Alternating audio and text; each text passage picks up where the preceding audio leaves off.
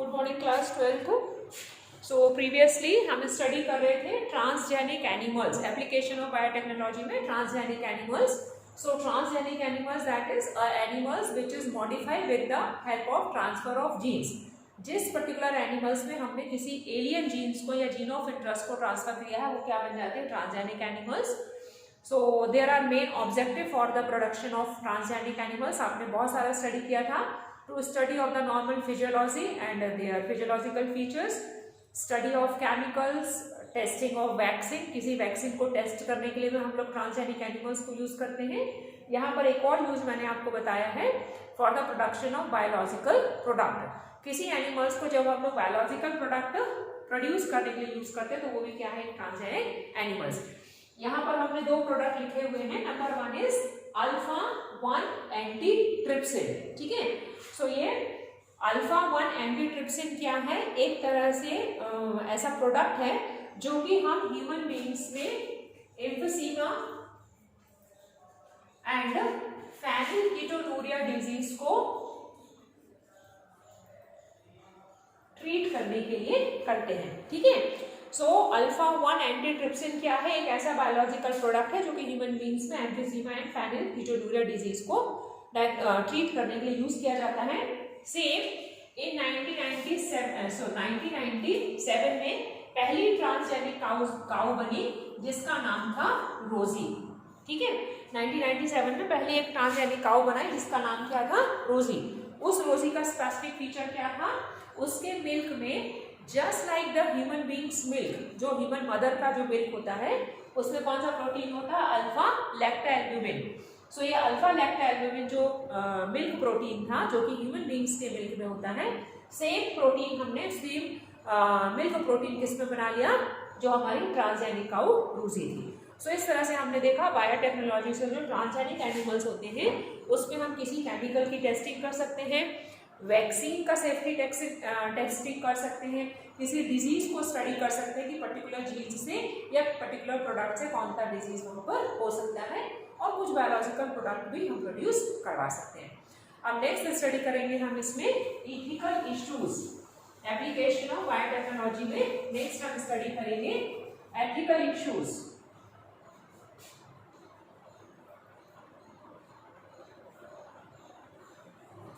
सो ये ethical issues क्या है, अभी पूरा बायोटेक्नोलॉजी में हम लोग क्या देख रहे हैं, जीन ऑफ इंटरेस्ट को वेक्टर के साथ लाइगेट करना है, देन किसी प्लांट में इंसर्ट करना है, इंजेक्ट करना है, या किसी एनिमल्स को हम जीन्स ऑफ इंटरेस्ट से ट्रांसफर करके ट्रांसजेनिक बना रहे हैं। तो कहीं ना कहीं हम क्रॉप को या एनिमल्स को उसके जीन्स में ऑल्टरेशन कर रहे हैं।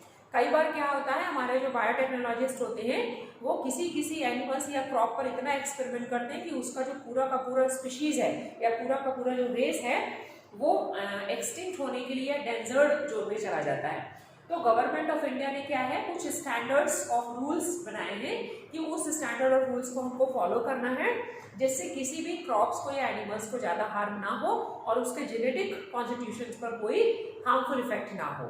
तो कुछ ऐसे हमारे रूल्स हैं, लॉज हैं जो कि हमको गवर्नमेंट के फॉलो करने पड़ते हैं, उसी को हम लोग क्या बोलते हैं, इथिकल इश्यूज। तो इसमें एक हमारा जो रूल है वो GEAC। So what is GEAC? Genetically engineered approval committee. Genetically engineered approval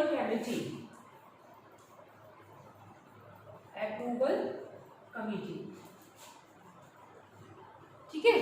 सो जो भी हम काम करने जा रहे हैं एप्लीकेशन ऑफ बायोटेक्नोलॉजी में, किसी भी क्रॉप पे या किसी भी एनिमल्स में यदि किसी जीन्स को हम इंसर्ट करना चाहते हैं या जीन्स के थ्रू उसकी थेरेपी करना चाहते हैं तो हमको इस अप्रूवल कमेटी से अप्रूव लेना पड़ेगा कि किस लिमिटेशंस तक, हमारा एक लिमिटेशन होना चाहिए, स्टैंडर्ड ऑफ बिहेवियर होना चाहिए कि हम एनिमल या क्रॉप्स के ऊपर कितना अपना जीन्स का काम कर सकते हैं। तो जेनेटिकली इंजीनियर्ड अप्रूवल कमेटी से हमको अप्रूवल लेना पड़ेगा।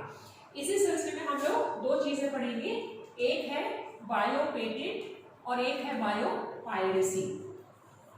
ठीक है, सो बायो पेटेंट क्या है, जहां भी बायो वर्ड आया है दैट इज लिविंग ऑर्गेनिज्म है, पेटेंट क्या हो गया, it is a standardised rule, है ना, यह हमारा राइट हो गया। कॉपीराइट एक्ट जैसे आपने नाम सुना होगा, कोई भी मूवी बनती है तो उसका जो नाम होता है वो कॉपीराइट एक्ट होता है, या आपने उसमें देखा होगा गूगल में किसी भी पीपीटी को या किसी वीडियो को या किसी टॉपिक को या किसी आर्टिकल्स को जब हम लोग सर्च करते हैं तो यदि उसकी कॉपी करते हैं तो वो कॉपी नहीं होता है, उसमें क्या लिखा रहता है, कॉपीराइट एक्ट लिखा होता है ना। सपोज कोई जीन्स बनाया है ना, जैसे हरगोविंद खुराना ने पहला आर्टिफिशियल जीन बनाया, तो वो जीन बनाने के बाद उसने गवर्नमेंट ऑफ इंडिया से अपना पेटेंट ले लिया कि ये जीन मैंने बनाया है, ये मेरे नाम से मार्केट में आएगा। सपोज यदि हरगोविंद खुराना को नहीं करते तो क्या होता, उस जीन्स को कोई और अपने नाम से प्रपोज कर सकता था। सो इस तरह से उसके साथ क्या हो जाती, वो पायरेसी हो जाती। So what is biopatent? Biopatent, that is, it is the law of rule which is standard by the government of India. ठीक है। सो सबसे पहले हमारा जो बासमती राइस है इंडिया में होने वाला, ये टर्मरिक है या नीम है, तो गवर्नमेंट ऑफ इंडिया के थ्रू उसको पेटेंट किया गया है। ठीक है, this is called as biopatent. So any artificial gene, any biological product which is under the rule of government of India, this is called as biopatent. Otherwise किसी भी multinational companies के through उसको unorganized way से यदि उसका authority ले लिया जाएगा, दैट इज बायोपायरेसी। ओके।